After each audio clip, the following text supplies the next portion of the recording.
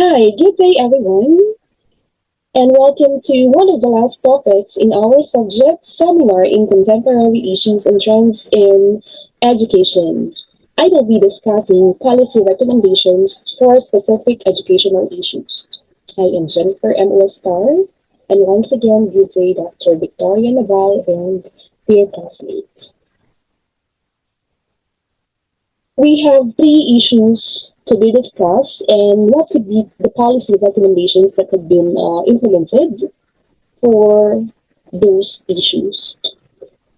For us to have the objectives, we'll discuss the following through overview.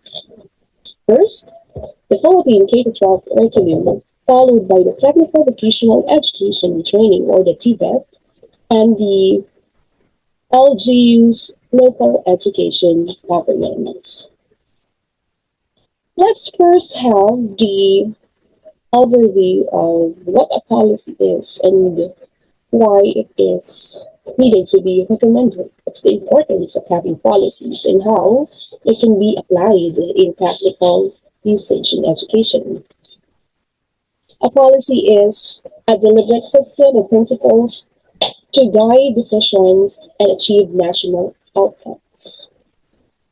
And in other words, these are rules or guidelines that helps an organization and people to make decisions and take action. Some of the examples of policies are the following. We have educational policies. Example, a school policy on attendance specifying consequences for unexcused absences. Workplace policies. Example, a company policy on remote work outlining eligibility, expectations, and guidelines for working from home. Environmental policies. Example, a government policy on carbon emission, setting targets and regulations for reducing greenhouse gases. Then we have healthcare policies. A policy, for example, on patient or individual confidentiality, ensuring that the information is protected and only accessed by authorized personnel. Why we need policies? What are the practical application of this? First, of course, for decision making. Policies provide a framework for making consistent and informed decisions. Problem solving. Policies are guidelines on how to address specific issues or challenges. Risk management. Policies help organizations identify and mitigate potential risks. And for compliance, policies ensure that organizations comply with relevant laws and regulations. Why policies are important? First, it provides consistency. It ensures uniform application of the rules. It gives fairness. It promotes equitable treatment for everybody involved. Then we have clarity.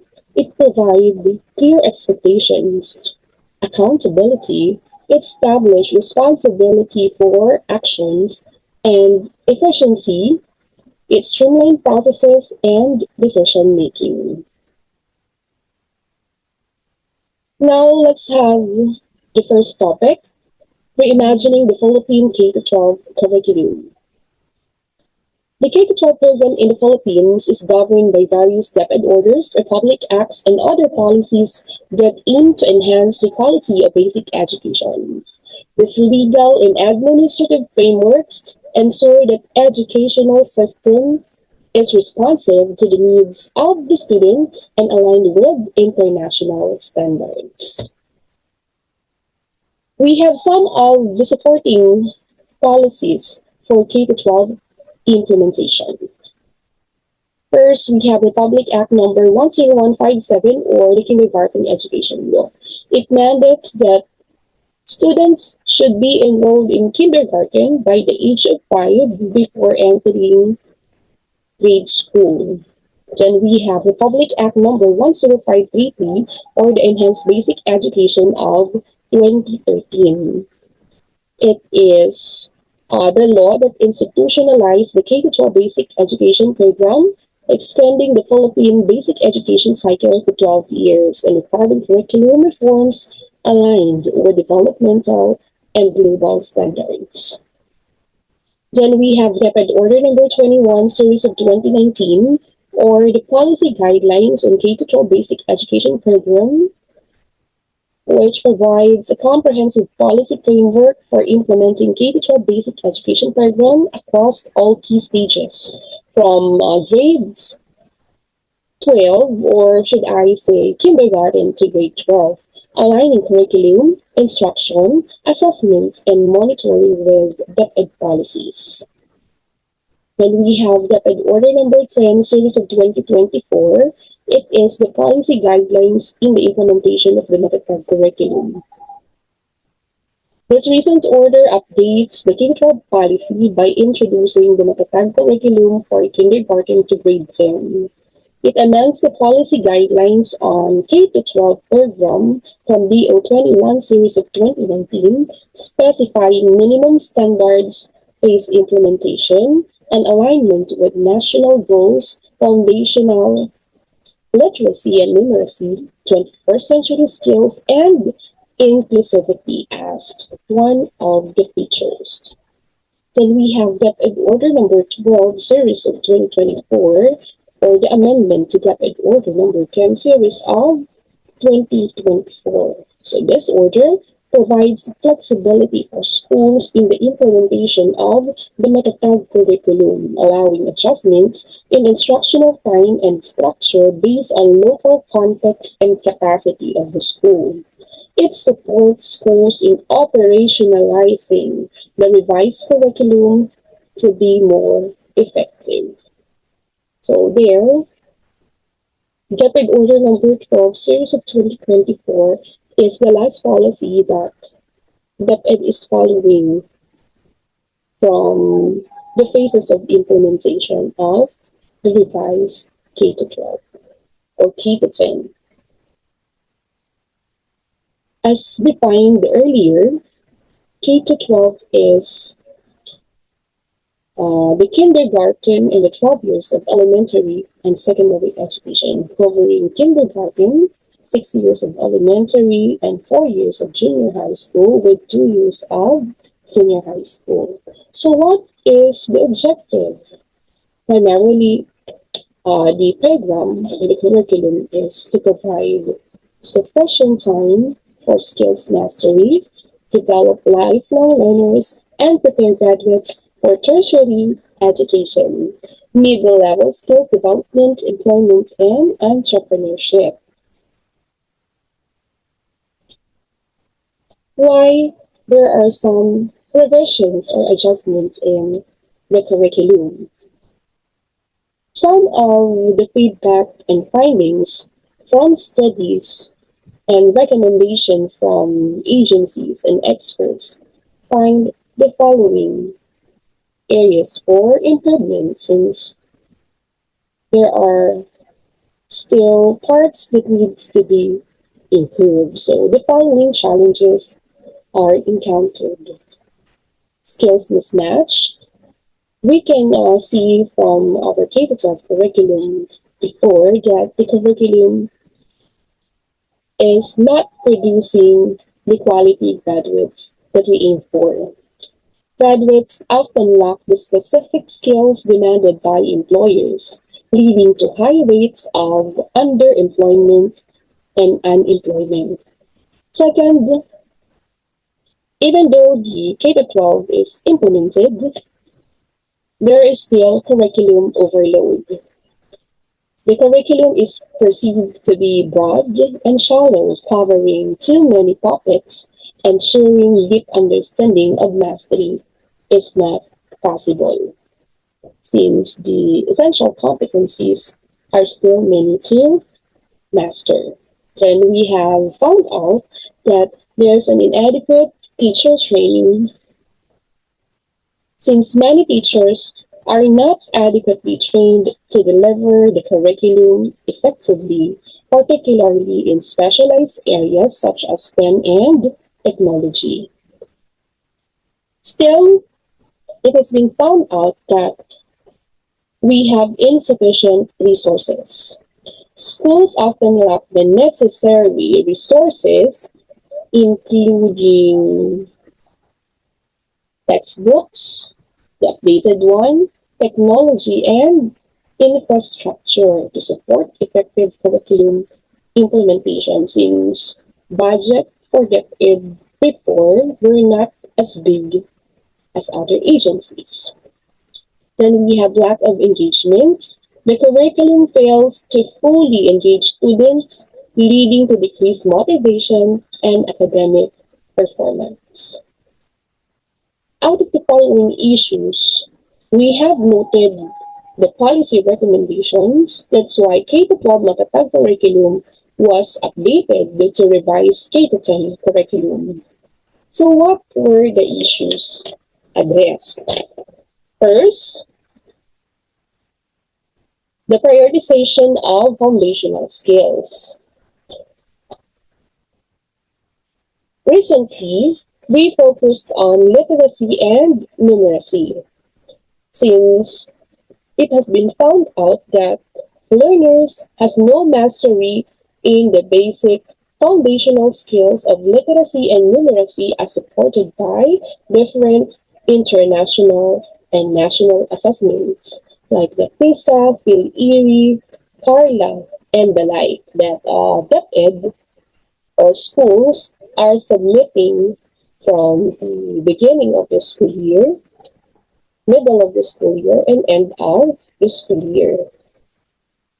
Then it has been suggested that early remediation should be given in the key stage 1.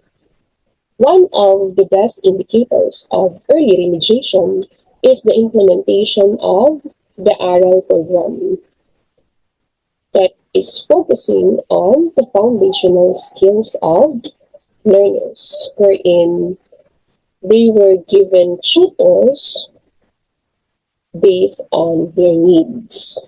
Then we have noted reduced content load. Even the number of subjects is being reduced from 8 to 5 subjects only in the key stage 1. That is streamlining the curriculum content, emphasizing on the essential skills, and reducing fragmentation and overload. And it has been found out by the OECD and World Bank that those deficits in foundational skills can affect higher learning, and a concentrated focus increases instructional depth and learner success through remediation and reduction of the content of the lesson. To continue, what has been improved as part of policy recommendations? Vertical and horizontal curriculum alignment had been strengthened. We have coherent progression.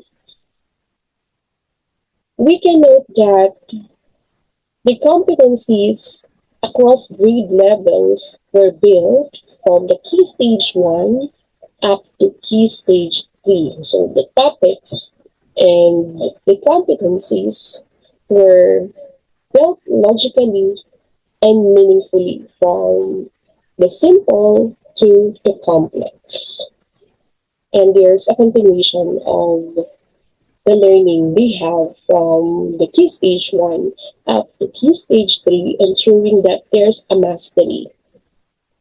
Then it has been noted that integration were embedded across subjects. They link core themes. So what are those? We have integrated critical thinking, communication, numeracy, and others, as well as values.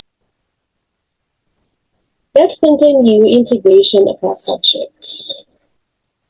Listening for themes such as critical thinking, communication, literacy, numeracy, and even values education into different learning areas to transfer learning and to provide mastery. So why it has been recommended? According to Rapid Order number 22, series of 2023, vertical alignment prevents learning gaps and redundancy. Horizontal coherence supports consistent instruction across subjects and grade levels.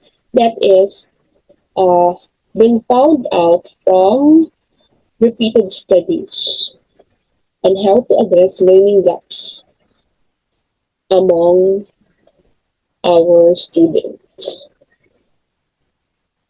Number three, alignment of instruction with learners' needs and real-world context has been addressed through learner-centered pedagogy and contextualized learning. In learner-centered pedagogy,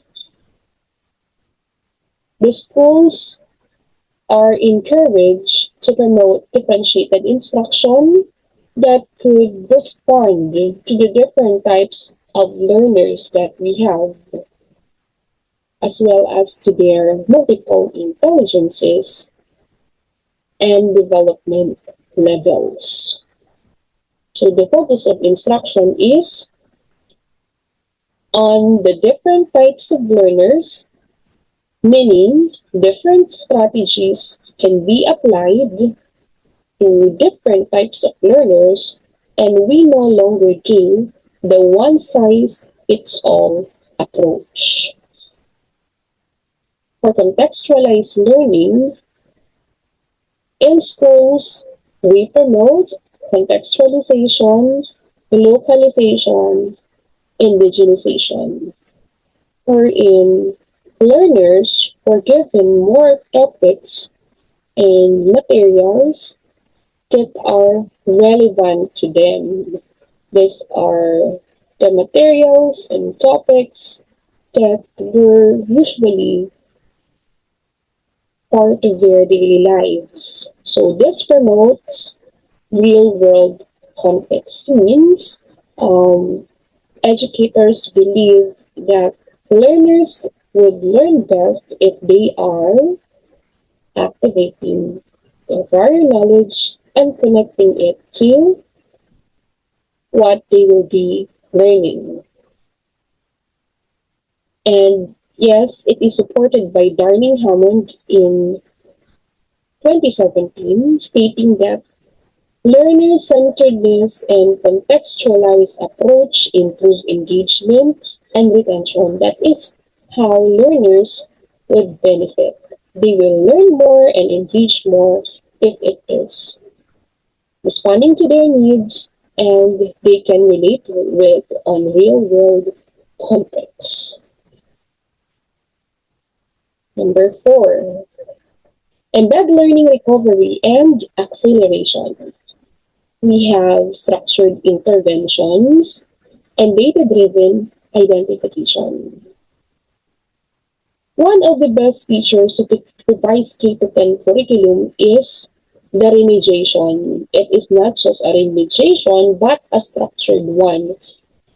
Oral program has been institutionalized since it is part of our government policy,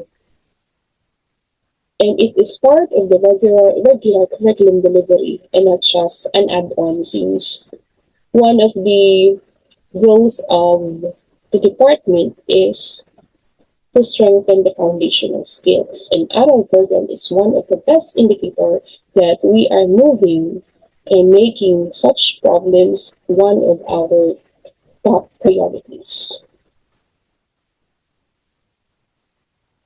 For data-driven identification, we have strengthened diagnostic. That's why we always conduct pre-test and even formative assessments to identify learners needing support and monitor growth. That's why We have the pre-tests, we have the daily assessments, and then we track it in mid-year and even year-end assessments to monitor whether the learners are progressing or not. And the progress will be the basis for the implementation of further interventions. According to DepEd Order or DepEd Memorandum Number 13, Series of 2023 and UNESCO 2021, the pandemic had widened achievement disparities. Structured recovery initiatives are necessary to ensure equity and continuity. That's why uh, the Department of Education had implemented Learning Continuity Plan on the onset of the pandemic to make learning continue despite of the gaps that had been left out by the pandemic.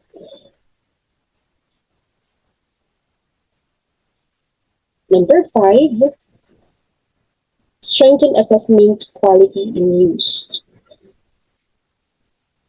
It has been mentioned earlier that diagnostic and formative assessment has been one of the indicators on who will be included in the intervention programs. So let's now take deeper on formative assessment. It is not just we assess the learners. Nowadays, formative assessments serve as a guide and serve as a feedback whether the learners are hitting the desired competencies for the day and whether they are progressing from one competencies to another. That's why formative assessment is being given emphasis together with implementation of the multidimensional assessment and the concept of solo framework whenever we make assessment. We also have balanced assessment system. It combines the standardized and classroom-based assessments to monitor learning at multiple levels.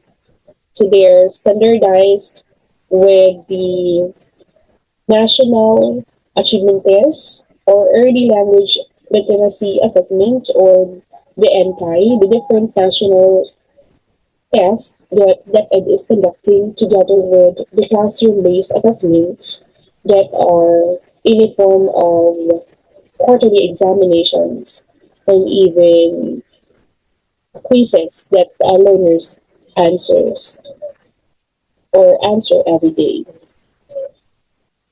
That is based on the findings or supported by Happy 2009, stating that effective assessment systems drive instruction and enable responsive teaching. So the manner in which learners would learn is identified through assessment, and it also tells whether the teachers are teaching well the result of the assessment.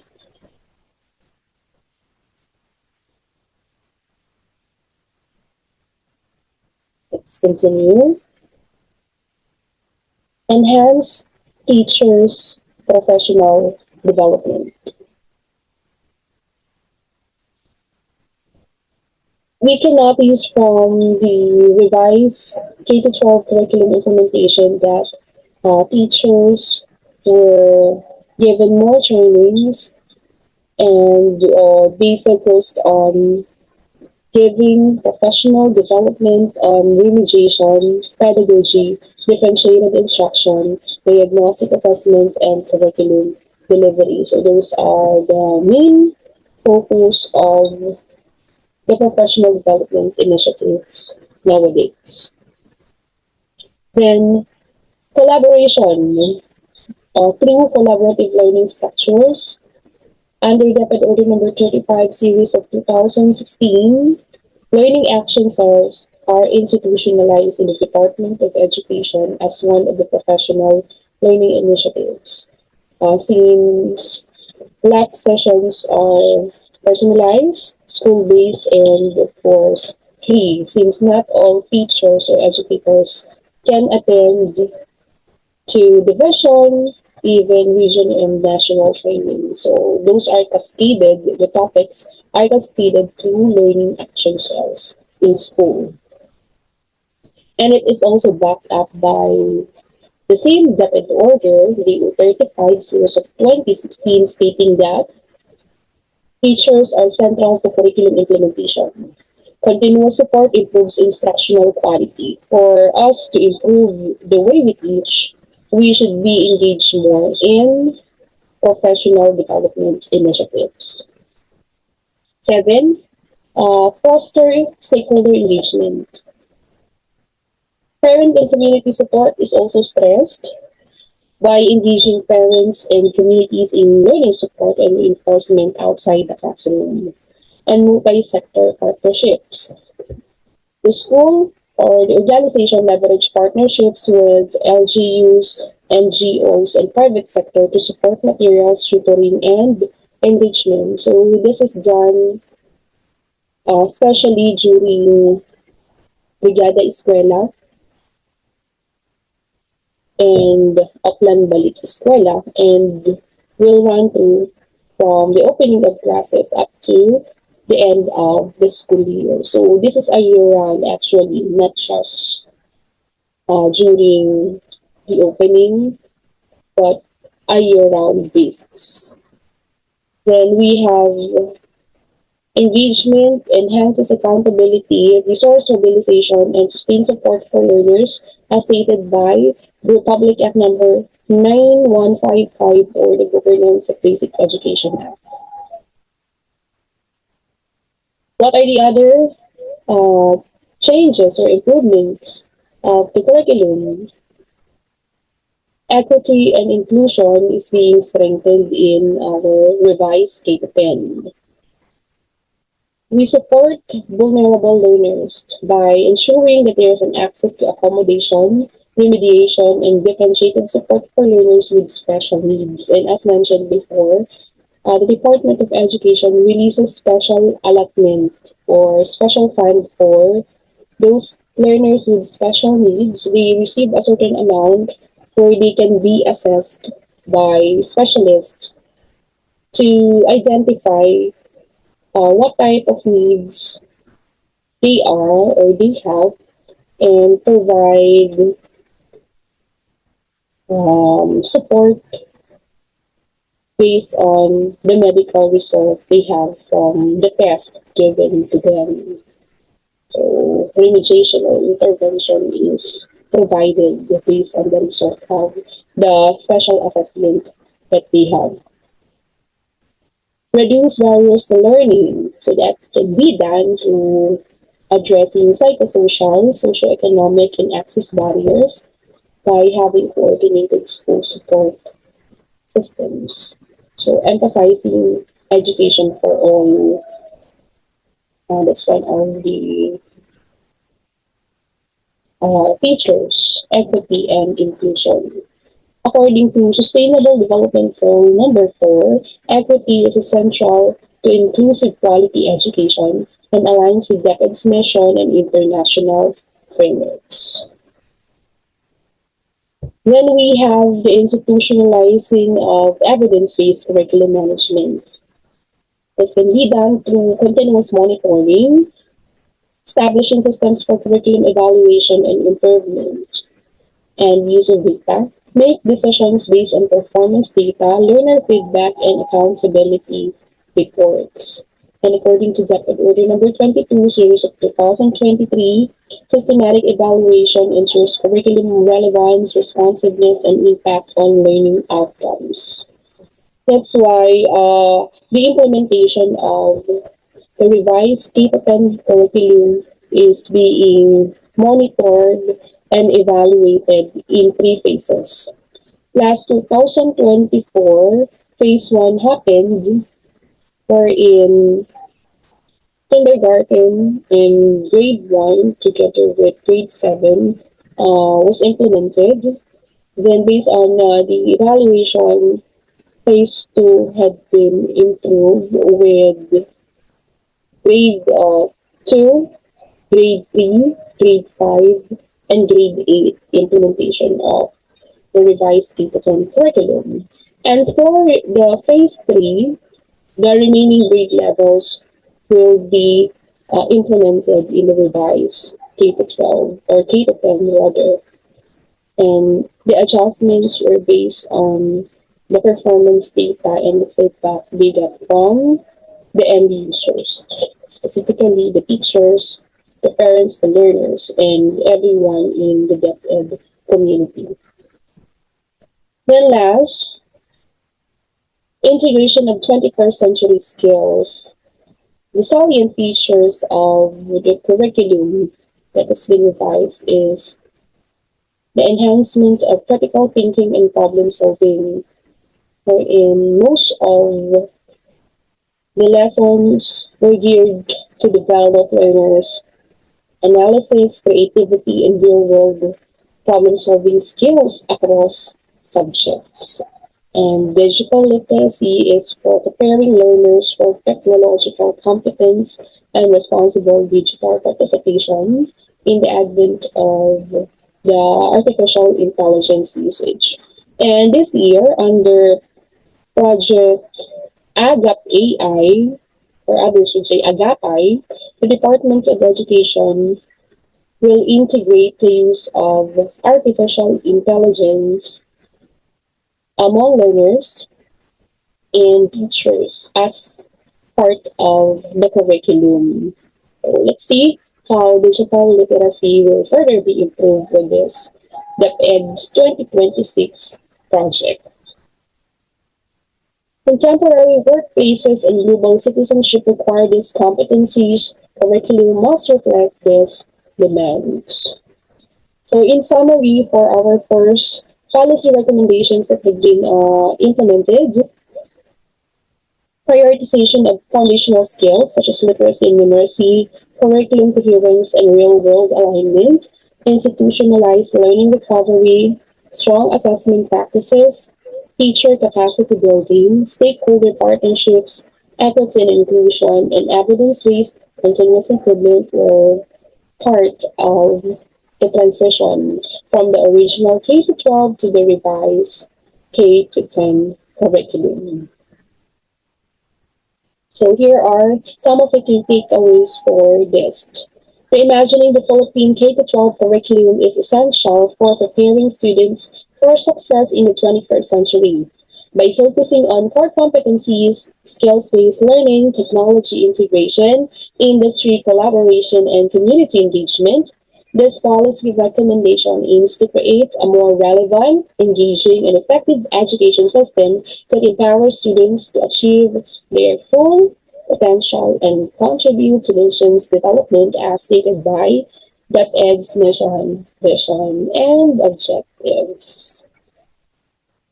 Heading forward, let's move to policy recommendations that have been implemented in reforming technical vocational education and training, or TVET, in the Philippines.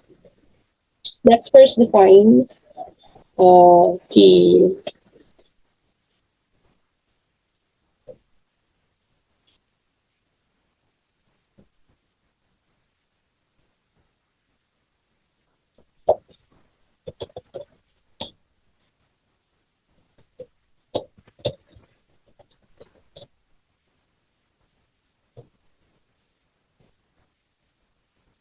Let's now proceed with the backgrounder of what TVET is. TVET is defined as educational or training process that involves the study of technologies and related sciences, in addition to general education and the acquisition of practical skills relating to occupations in various sectors of economic and social life. That is to prepare the youth for work, either formal, informal, and self-employment, and to continue professional development and to increase workers' productivity. It aims to develop technical skills, knowledge, and attitudes to prepare students for the workplace. Here are some of the policies supporting Tibet.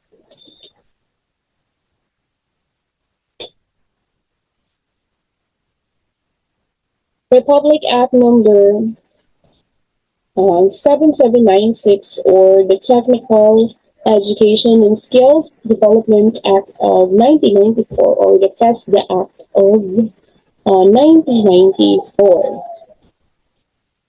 Then we have Republic Act number 7686, or the Dual Training System of 1994. We also have Republic Act number 11 or 11898. Enterprise-Based Education and Training, or the EBET Framework Act. Then we have TESDA Board Resolution number 93 or number 9803, establishing a unified Tibet program registration and accreditation system. So what are the salient features? So under RA 7796, TESDA was introduced. This act established the Technical Education and Skills Development Authority to supervise and coordinate tech-voc educational activities and training nationwide. So TESDA aims to provide quality and accessible technical education and skills training to Filipinos by enabling them to acquire competencies for employment, entrepreneurship, and global competitiveness.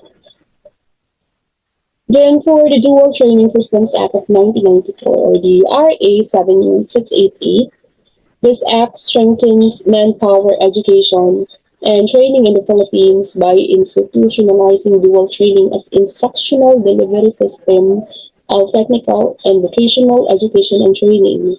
It encourages the utilization of dual system in technical vocational education and training by both public and private schools.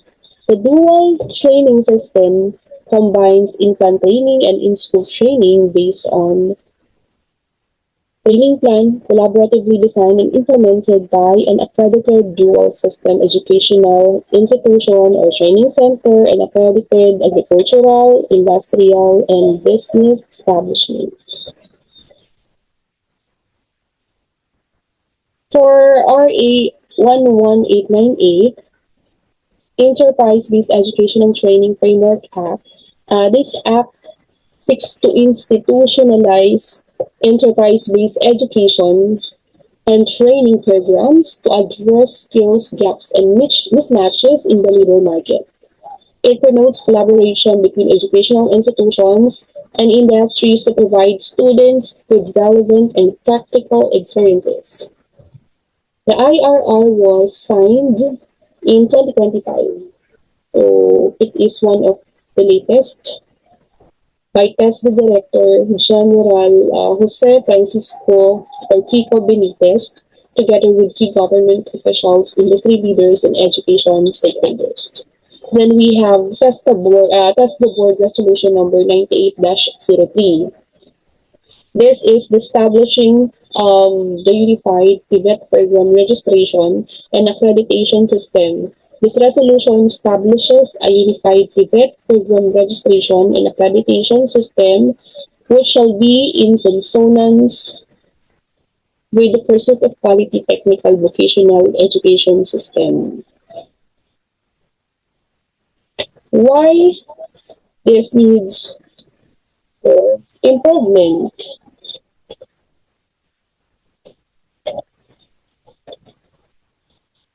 Education policies must continuously evolve. Here are some of the issues and problems in technical vocational education in the Philippines, skills mismatch, and weak industry alignment. One of the most persistent issues in Philippine Tibet is the mismatch between skills taught in training institutions and the actual competencies required by the industry. So many Tibet programs are not regularly updated to reflect emerging technologies, digital skills, and evolving labor market needs. And as a result, graduates may possess certifications but lack job-ready competencies, limiting employability and productivity. This issue is exacerbated or made worse by insufficient industry participation in curriculum design, assessment, and program evaluation. Without strong industry partnerships, TVET programs struggle to remain relevant and responsive. When we have fragmented government policy coordination, TVET governance in the Philippines involved multiple agencies including TESDA, DepEd, particularly the Senior High School TVL tracks, CHED, and the LGU. So while decentralization allows flexibility, it often leads to overlapping mandates, inconsistent standards, and weak coordination. The lack of unified and integrated Tibet framework results in uneven quality across institutions and regions.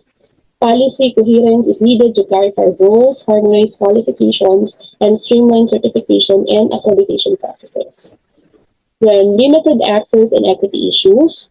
Access to quality Tibet remains uneven, particularly for learners in rural areas, geographically isolated and disadvantaged areas, or the GIDAs, and marginalized communities. Many training centers lack adequate facilities, equipment, and qualified trainers, making it difficult to deliver competency-based and technology-driven instruction. Socioeconomic barriers such as training costs, transportation, and opportunity costs also prevent disadvantaged learners from enrolling or completing TVET programs. And without targeted policy interventions, TVET risks reinforcing rather than reducing social inequality. Inadequate facilities, equipment, and learning resources. Effective TVET requires modern tools, laboratories, and industry-standard equipment. However, many public TVET institutions operate with outdated facilities that do not reflect actual workforce environments. So this gap limits hands-on learning and weakens the credibility of the training outcomes. Insufficient funding, delayed procurement processes further constrain institutions' ability to upgrade facilities and adapt to new technologies. Policy improvements are needed to ensure sustained investment and efficient resource utilization. Then we have trainer quality and professional development gaps, the same as in the Department of Education. The quality of Tibet instruction is highly dependent on the competence of trainers. However, many Tibet instructors face limited opportunities for continuous professional development, industry immersion, and upskilling.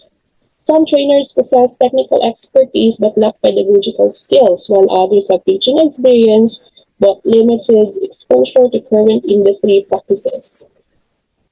Policies must strengthen trainer qualification standards, provide incentives for industry engagement, and institutionalize continuous capacity building programs. Great school to school transition and employment pathways. Despite completing TVET programs, many graduates struggle to secure stable employment due to weak job placement systems and limited labor market linkages. Apprenticeship, on-the-job training, and dual training systems are not consistently implemented and scaled nationwide. The absence of strong labor market information system and tracer studies further limits policymakers' ability to assess employment outcomes and improve program effectiveness. Then persistent perception and social stigma. TVET in the Philippines continues to face social stigma, often perceived as a second choice for learners who do not succeed in academic tracks. This perception discourages high-performing students from considering technical vocational pathways and undermines the sector status. Policy reform must include advocacy and communication strategies to promote TVET as a variable, dignified, and high-value pathways aligned with lifelong learning and career progression.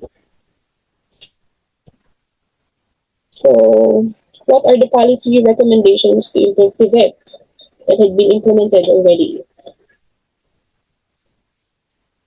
We have Executive Order number 358 implemented in 2004 states the establishment of the ladderized education program or the LEP to create unified national qualifications framework. So it enabled smoother transitions and credit transfer between TVET and higher education, modularized programs, and enhanced equivalency pathways. So that is done to provide flexible learning pathways and facilitate the progression of individuals from TVET to higher education, enhancing their career opportunities. Then we have DepEd TESDA Memorandum of Understanding in 2019. This formalized the cooperation between the Department of Education and TESDA to integrate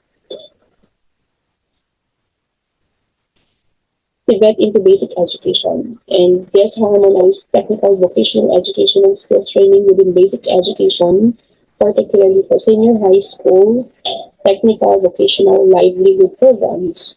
That is to equip senior high school students with practical skills and increase their employability upon graduation. The third policy is to improve the TESDA Memorandum of Understanding with DepEd. Also,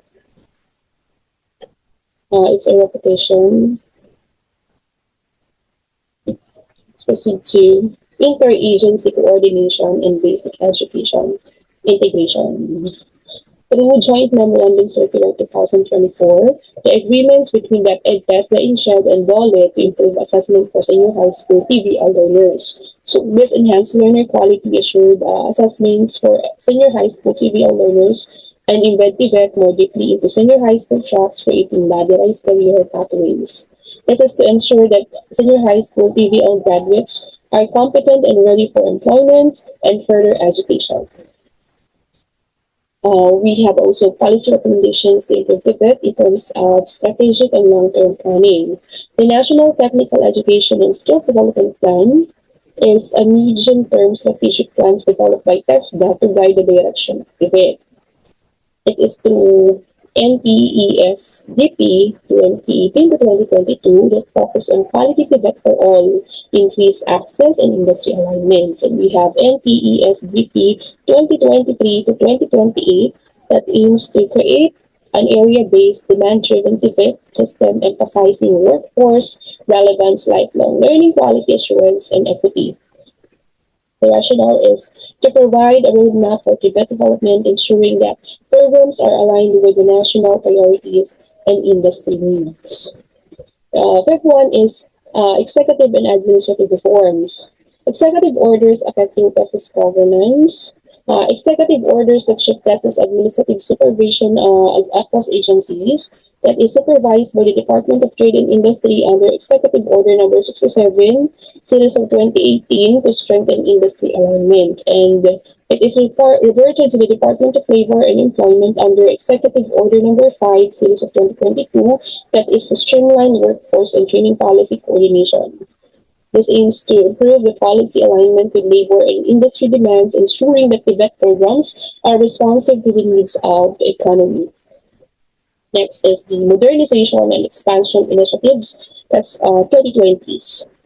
Expanded role in senior high school TVET deliveries in 2020s. TESDA's increased integration of TVET into senior high school curriculum, allowing senior high school graduates to attain national certificates such as NC2 and NC3 upon completion, boosting employability. The rationale is to provide senior high school graduates with marketable skills and enhance their employment prospects. Also, enterprise-based education and training, or the EBIT framework of 2024 to 2025. These are policies supporting workforce learning and employment outcomes. It aims to strengthen policies for enterprise-based debate supporting workforce learning and employment outcomes. That is to also to promote industry partnerships and to provide students with real-world training experiences. And additionally, policy alignment with labor market and quality assurance, industry partnerships and data-driven strategies, 2024 to 2025, TESDA's agenda that prioritizes data-driven and demand-driven debate, flexible learning modalities, updated competency standards, and harmonization with senior high school and ladderized education pathways were there. That is to ensure that debate programs are aligned with the demands of the fourth industrial revolution. And we also have the joint migration and assessment agreements with DOLE in 2024. Formal partnerships between TESDA and DOLE to enhance career guidance and job matching services. That is aligning skills development with employment platforms and reducing skill mismatches.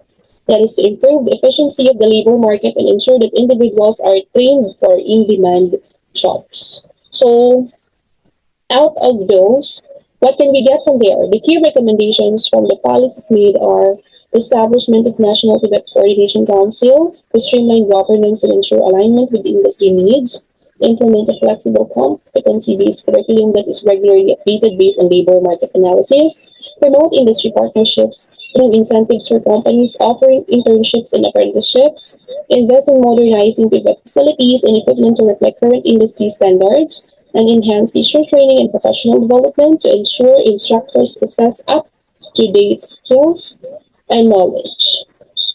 So for our key takeaways, by implementing these policy recommendations, the Philippines can transform its Tibet system into a dynamic and responsive engine for skills development, economic growth, and social inclusion.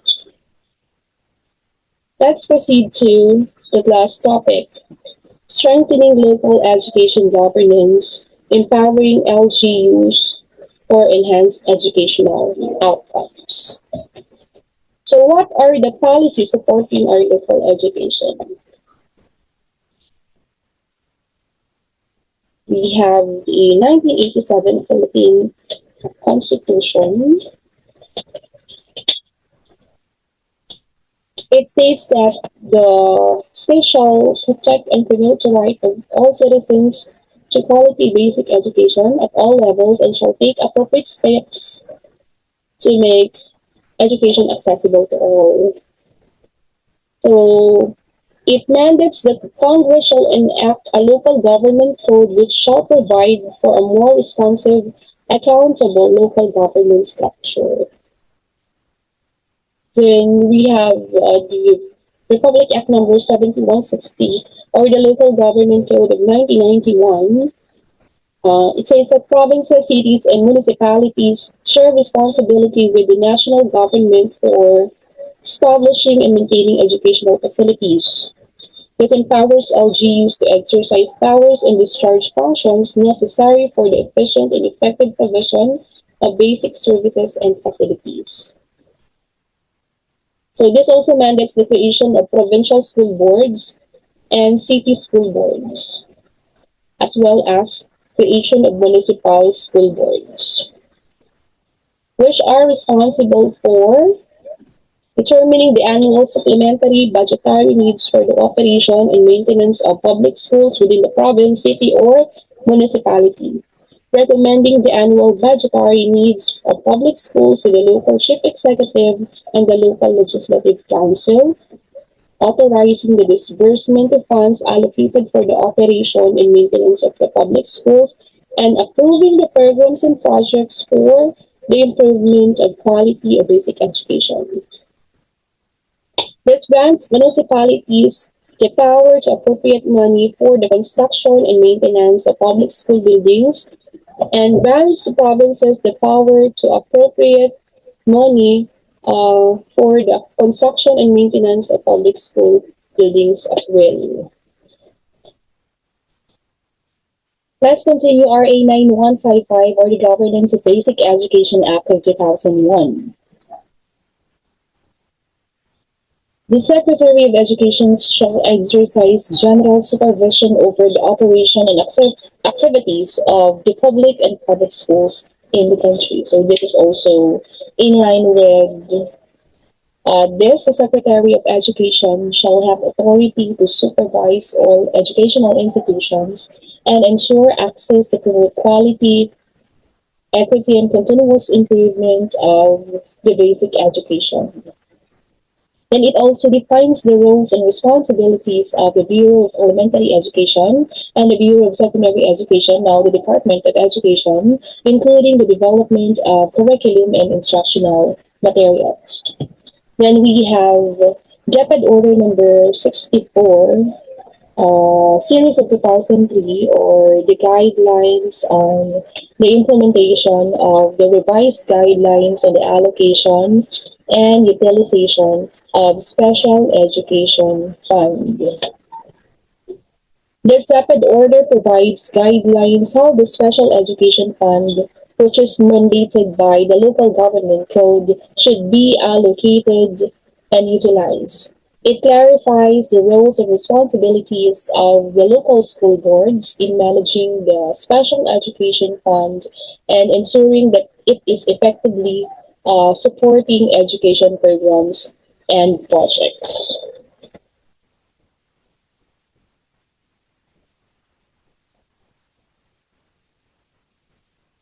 Let's now have the definition on the review on local education governance. Local education governance in the Philippines refers to the system of managing and administering basic education at the local level, involving local government units, local school boards, and other stakeholders. So it decentralizes approach to education governance that aims to make education more responsive to local needs and priorities, promote community involvement, and improve the quality of education outcomes. The primary goal of local education governance is to enhance the quality of education, accessibility, equity, and relevance of basic education by empowering LGUs and local communities to actively participate in the planning, implementation, and monitoring of education programs and projects. This ultimately aims to improve student learning outcomes and contribute to the overall development of the local communities. Why policy needs improvement? So here are some of the problems. Limited fiscal autonomy. LGUs still heavily rely on the national government for funding through the Internal Revenue Allotment, now called the National Tax Allotment, or the NTA. This limits their ability to generate their own revenues and implement local development projects. Dependence on NTA can lead to delays in project implementation, reduced local innovation, and vulnerability to national government policies. We also have uneven capacity among LGUs. The issue is not all LGUs have the same capacity to effectively exercise their devolved powers and functions. Some LGUs lack the technical expertise, financial resources, and administrative capabilities to manage their affairs effectively. The problem is, this leads to disparities in the quality of public services and development outcomes across LGUs.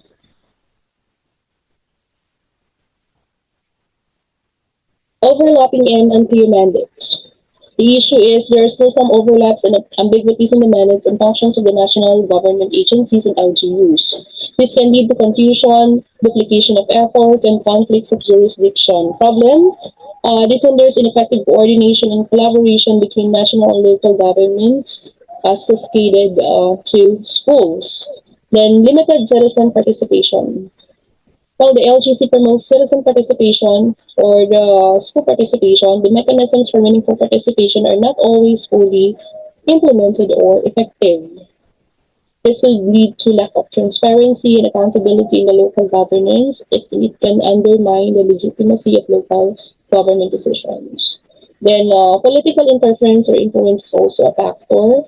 The issue is the local government is often subject to political interference from national politicians and even local politicians that are supporting the school sector.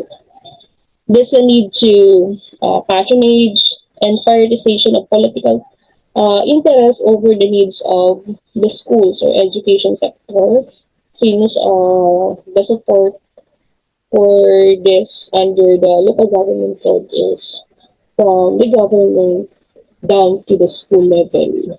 Then weak inter-LGU collaboration. The LGC does not adequately promote or facilitate collaboration and cooperation among LGUs, and different LGUs have different uh, percentages or amount or budget that they cascade to respective schools. So this limit the LGUs address ability to common problems and pursue shared development goals. And some would experience inadequate monitoring and evaluation.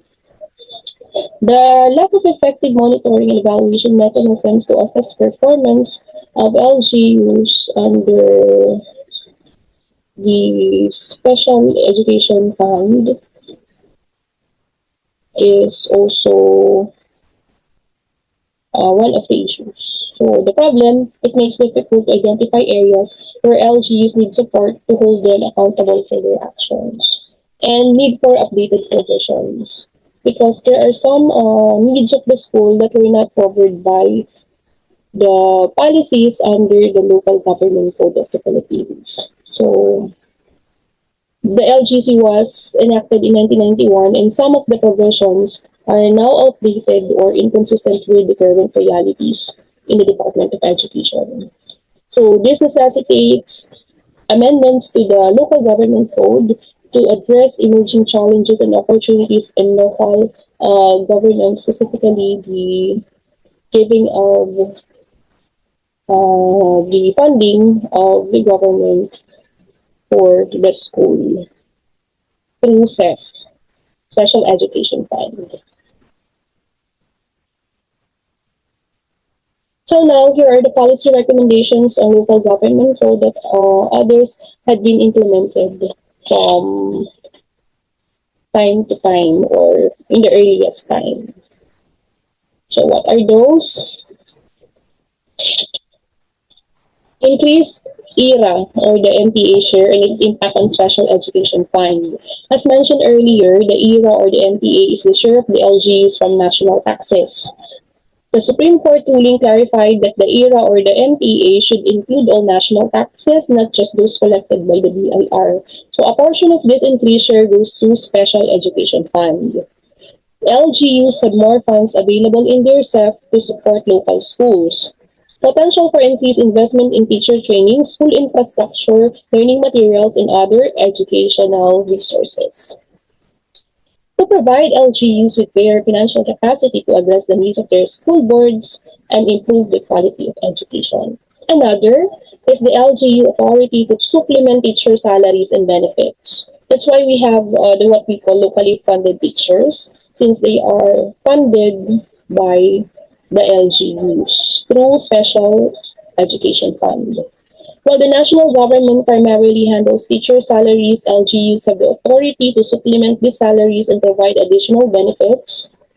For example, schools lacking nationally funded teachers might be given LGU funded teachers if there's a need for additional teachers in the school. This is not a revision of the LGC but a clarification and emphasis on an existing power. LGUs can offer additional allowances, housing assistance, or other incentives to attract and retain qualified teachers in their areas. The rationale is to improve teacher morale and retention and to ensure that all students have access to qualified and motivated educators. Another is to enhance local school board functionality and community involvement. Policies and guidelines have been issued to strengthen the functionality of school boards and promote their community involvement in education. LGUs can support community-based education initiatives and partner with local organizations to improve educational outcomes. The rationale is to ensure that local education policies and programs are aligned with the needs and priorities of the community and to foster a sense of ownership and responsibility for education among all stakeholders. One salient feature of this is the DRRM integration in school planning and infrastructure. With increased focus on disaster preparedness, LGUs are now required to integrate DRRM into school planning and infrastructure development. How it can be applied or seen in our context. New school buildings must be designed to withstand natural disasters. LGU must develop evacuation plans for schools and conduct regular drills. Funds can be allocated for retrofitting existing school buildings to make them more disaster resilient. And for the rationale to protect students and teachers from impacts of natural disasters and to ensure the continuity of education in emergency situations. Technology integration in education. While not a direct provision of the LGC, LGUs are increasingly leveraging technology to improve education. So, how? LGUs can invest in computers, internet access, and other technologies for schools. So that is why there are some local government units that are giving computers, laptops, printers, tablets, and other educational gadgets in schools because this is also part of the technology integration in education implemented by the local government unit as stipulated in the local government code. So they can also support the development of online learning resources and provide training for teachers on how to use technology effectively in the classroom. The rationale behind is to enhance the quality of education and prepare students for the demands of the 21st century. One more is the support for alternative learning system or the ALS. LGUs are encouraged to support ALS programs for out-of-school youths and adults. LGUs can provide facilities, learning materials, and facilitators for ALS program. That's why we have temporary learning spaces for the ALS program in every community. They can also partner with local organizations to promote ALS and reach out to marginalized communities. The rationale is to provide educational opportunities for those who are unable to attend formal schools and to promote lifelong learning. So here are some of the key takeaways for our last topic. By implementing these policy recommendations, the Philippines can empower LGUs to play a more active and effective role in local education governance, leading to improved educational outcomes, stronger communities, and a brighter future for Filipino students. So with that, here are some of my references that have been used in the presentation. So thank you, and I will be leaving this quotation. The best public policy is made when you are listening to people who are going to be impacted. That is from Elizabeth Jones. Once again, thank you and have a great day.